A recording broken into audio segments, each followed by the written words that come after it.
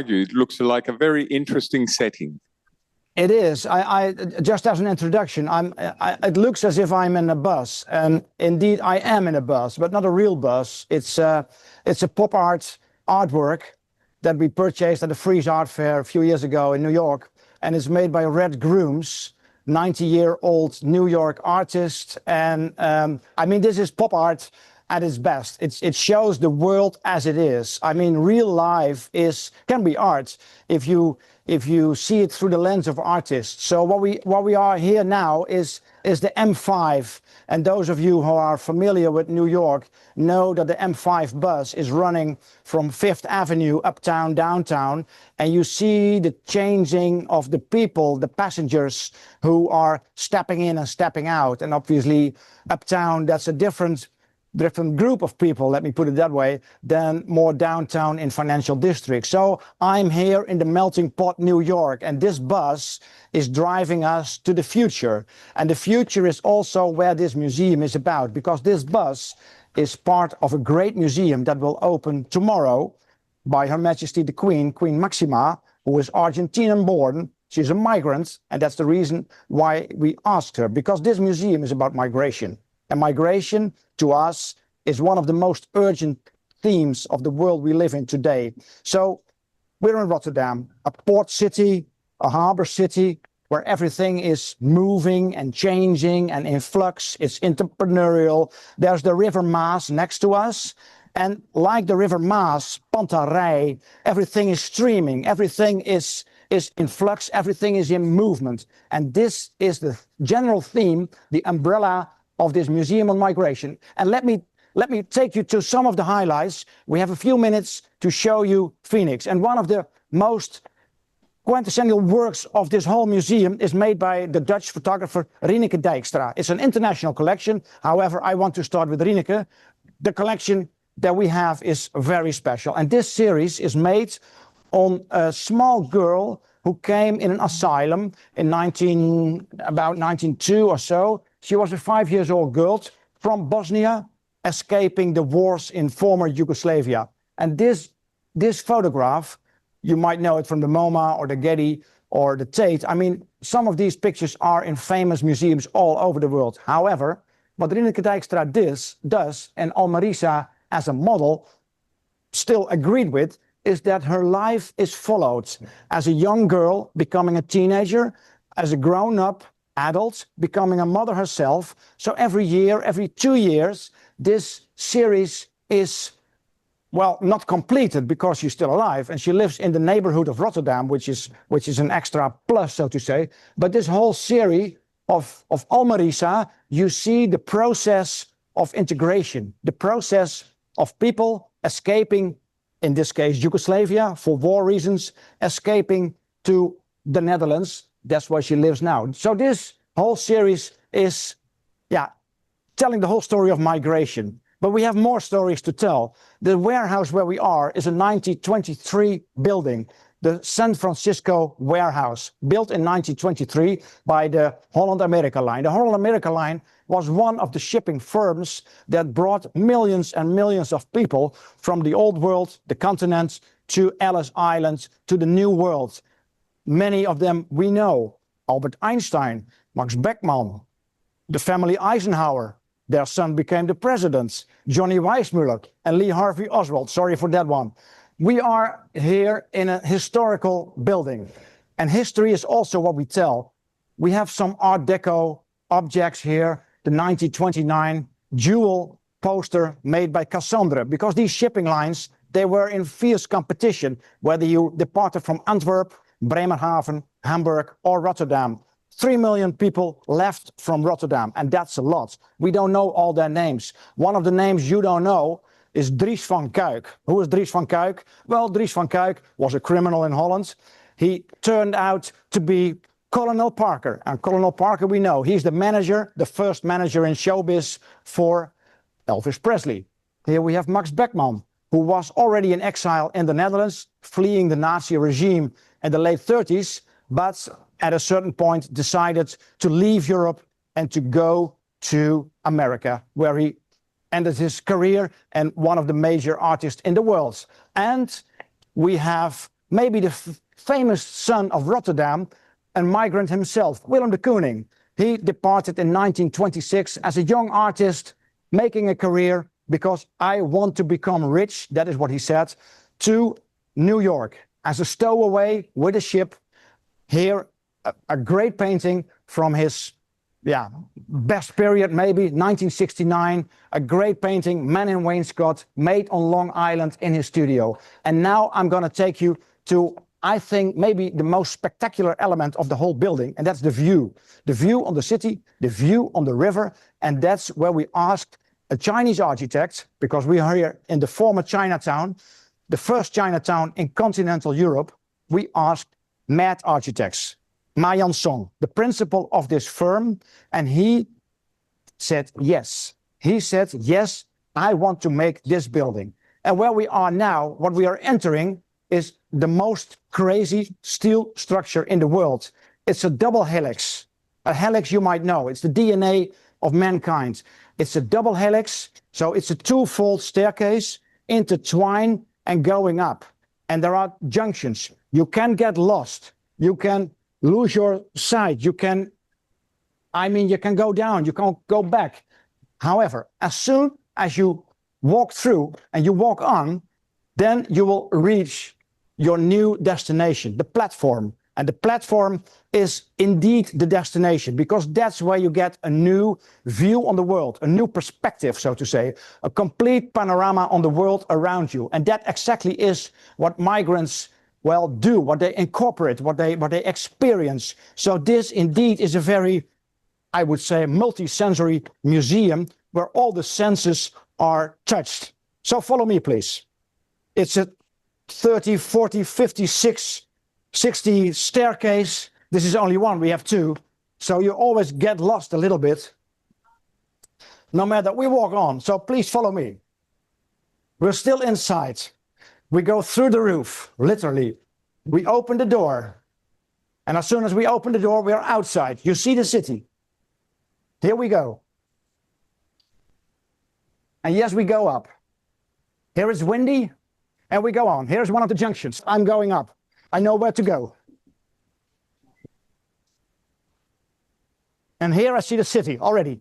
It's a really great view. And this building by Ma, this structure made in Groningen by a firm who's making all the structures for the famous architects in the world, whether it's Frank Gehry or Zaha Hadid, now for Ma Yan-song. And this structure really is a crazy thing. Some of you might know the Bean in Chicago. It's the same kind of steel. It's shiny. You see yourself reflected in the world. It's a very emotional thing, so to say. We continue. We're almost there. Few more steps. And here we enter the platform. We see the two banks of the river. The south is in the back, but the real view, the money shot, so to say, is right in front of us. Here on the platform, we reach the destination. And here we see again the city as it is. We see the past, the former head office of the whole America line, the nowadays Hotel New York. We see the river, we see the city center, and behind there we see the North Sea, where the ships were sailing away. And after the North Sea, you will cross the Atlantic. And of course, after the Atlantic, you'll find Ellis Island. So this connection, connecting the world, connecting two continents, connecting time, connecting people, that is what FENIX is. And I hope to see you soon in the near future in this beautiful building. I would say a present for the city of Rotterdam and a gift to the world. Thank you very much for your attention. And there is some time for some Q&A. Thank you. Yeah.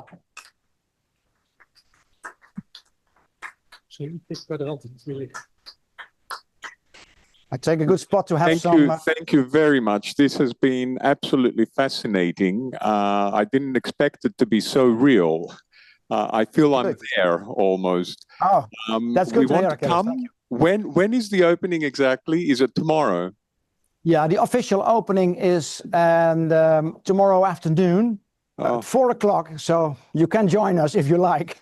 However, we will try. We will try, but definitely we'll be coming but after that. Anyway, you're more than welcome anytime.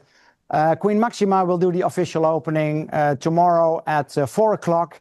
And after the official ceremony, we immediately open the door, free for all, up till 10 o'clock in the evening. So the Queen opening is the same opening as for the general public. We do that on the same day. I find it's a democratic gesture to everyone. And yes, the first ticketed day will be Friday this week. But you're the first to see it. So I mean, that's and I'm happy to hear that is pretty much real. But there's much more than we showed you now. I'm not sure if anybody has one question. We can take one question. Up to you, of course. Yeah. Hello. Congrats. First of all, I would like to know if we will see some, periodical exhibitions or only the permanent collection. And what about the collection of the museum itself? How many items and so on? Yeah, it's a good question. We started with a collection, Droom and Daad, Dream and Do. That's the financial support, the philanthropic foundation behind this FENIX is one of our many projects that we do. And this building in itself was a great challenge, of course. However, another challenge was to find a collection on theme, on migration. Since I'm the former director of the Rijksmuseum, so I know what it is to have a collection and to collect art pieces. However, a great museum like the Rijksmuseum already has over 1 million objects. So when you enter there as a director, it's there. Here is nothing. So the question was how to start. And the first thing that we bought was Alfredo Jaar, a beautiful piece. And that is where we started. Second thing was a big fragment of the Berlin Wall, because migration is also about borders. And then we went on and on and on. But the whole collection is the last 6-7 years, including the 2 COVID years, as you will remember. So it's quite a challenge to find right stuff. But we have it all. I must say, emerging artists from all the continents. I went to crazy art fairs in Africa, in Asia, and of course also to the Frieze and the Art Basels and so on. I mean, the major art fairs as well. But we did not buy on names. Yes, we have a Willem de Kooning. Yes, we have a Bill Viola. I mean, we have some famous artists. But for all, I was interested in emerging artists. And therefore, we also commissioned several artists because the space is quite big. So in order to find works with large size, we had to commission. And I'm happy that our foundation has the budget to do so. So we could pick and choose some of the artists that we want to work with and commission a work. And we had time, so it should be ready within 2 years. Collection in total now is, and still counting, is about 400 works. And there are now about 250 up to 280 on show. So we already have more in the reserve than we can show. And then your question on temporary exhibitions. Yes, there is a beautiful space for temporary exhibitions for returning visitors. So we will be active. I mean, migration is going on. It's an urgent matter. It's always in the news. So we have to respond and to address current developments. So we're still collecting. We buy almost on a weekly or a daily base. So the collection is great. One of the objects that I did not show you is that it's crowd collected. It's over 2,000 suitcases donated by individual donors. And that is a maze, a labyrinth, where all these objects come together. So that's a big space where you can get lost and find all kind of personal stories over the last century. And another exhibition that we have 3 exhibitions right now. It's called Family of Migrants, and it's based on the famous Family of Man exhibit. And Family of Migrants is showing everything between departure, goodbye, and welcome in the new country, and the whole journey in between. It's an exhibition with the best photographers of the world, based on the Family of Man, the 1955 MoMA exhibition. And this is really also a very moving, emotional element. So 3 exhibitions at the same time, temporary spaces, and an exhibition that will change over the years. And Wim, I'm wondering, is there an auditorium? I've heard of this conference called Art for Tomorrow. would you be able to host an Art for Tomorrow there? Good question, Achilles, and you're more than welcome. We have a great space. It's called Plein or Square. It's 2,000 square meters. So really, yeah, we can receive quite a couple of you. So yeah, there is a great auditorium. It's a great space next to this building, and in the future there will be another auditorium. If we look on that direction, maybe the camera can move a little bit. It's also a 1923 building. However, it's still in use by Cargill, the firm who is making animal, hoe zeg je dat, voeding? Food for cattle and so on. They're moving out, and we purchased that building as well, and that will be the dance house.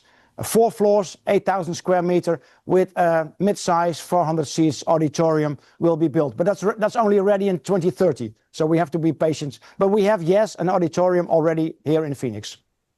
Well, Wim, this has been a fascinating segment for Art for Tomorrow 2025. Thank you very much. We will see you in Athens at Art for Tomorrow Talks, September 20 at Art Athena. And thank you very much for this. I saw a few people were recording, but we do have a recording of this. We might show it over lunchtime too, if you don't mind. We won't have you live, but we'll have you anyway. Achilles, thank you very much. And for those of you reading the New York Times, and that's all of you, I guess, tomorrow, Thursday, there will be an article by Nina Segal on the FENIX. I haven't read it yet, but I hope it is positive. And looking forward to see you all in Athens in September. And thanks very much for the occasion to show you as the first our FENIX museum. Thanks very much, Achilles.